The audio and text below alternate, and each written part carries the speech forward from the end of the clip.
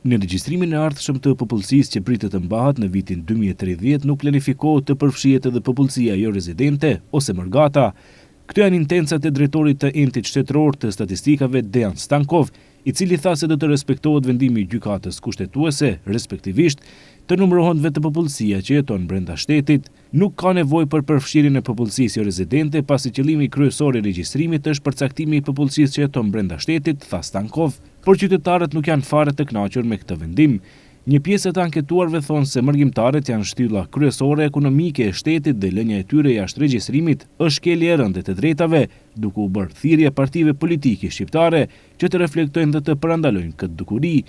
Mandej disa qytetarë thonë se gjithë kjo mund të ketë edhe prapavi o gurzeze për shqiptarët. Shqiptarët që janë jashtë Maqedonisë duhet të regjistrohen si qytetar dhe si shtetas të këtij vendi për arsye se kanë kontribuar në këtë vend, qoftë kanë qenë ushtar të kohës monizmit, qoftë me ekonomi, me demografi, me potencial social, ekonomik e kështu kulturor, kanë kontribuar në krijimin e këtij shteti, konsolidimin e këtij shteti, zhvillimin e këtij shteti, mbrojtjen e kështu me radhë, dhe ata janë pjesë e pandar e shoqërisë shqiptare në rast parë. Pastaj edhe e shtetit.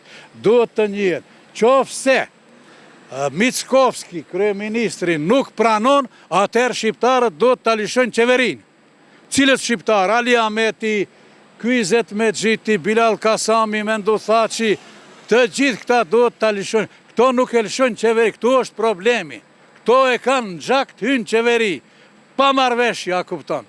Ne kemi një marrëveshje historike, marrëveshje në orët. Është si është, do më thonë, a kupton, për edhe qatë se as e lexojmë, as e kuptojmë, as dim të interpretojmë si duhet, këto duhen të narëzojnë nën 20% dhe të thonë marrëveshja orit është e pavlefshme, jo valide, inexistente, se ju nuk jeni, a kupton, 20%, edhe gjua shqipe nuk mund tjetë zyrtare, a kupton, edhe hajde tashi ktheuni në pakic, në minoritet. Këtu e kanë qëllimin. Këto janë të regjistruar, ka donë në shkojnë, në Amerikë në shkojnë. Unë kam djalin në Amerikë, një në Gjermani, pasaportet i kanë të gjeshma, më këto e i regjistruar.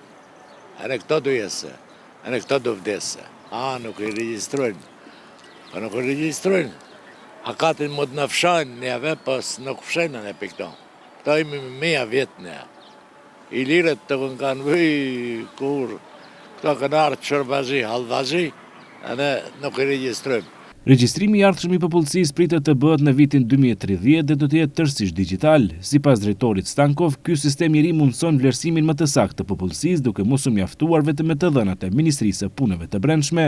Kujtojmë se në regjistrimin e fundit të popullsisë, nga numri total i popullatës në Maqedoni, del që në Maqedoni jetojnë 54.21% maqedonas, shqiptar 29.52%, turq 3.98% dhe të tjerë, ndërsa sa i përket popullsisë jo rezidente, shqiptarët dominojnë me 66.36%, maqedonas 24.45%, të ndjekur nga turqit me 4.79% dhe të tjerë. Pra me vendimin për mos regjistrimin e popullsisë jo rezidente, shqiptarët në Maqedoninë të Veriut janë komuniteti që humbet më shumë.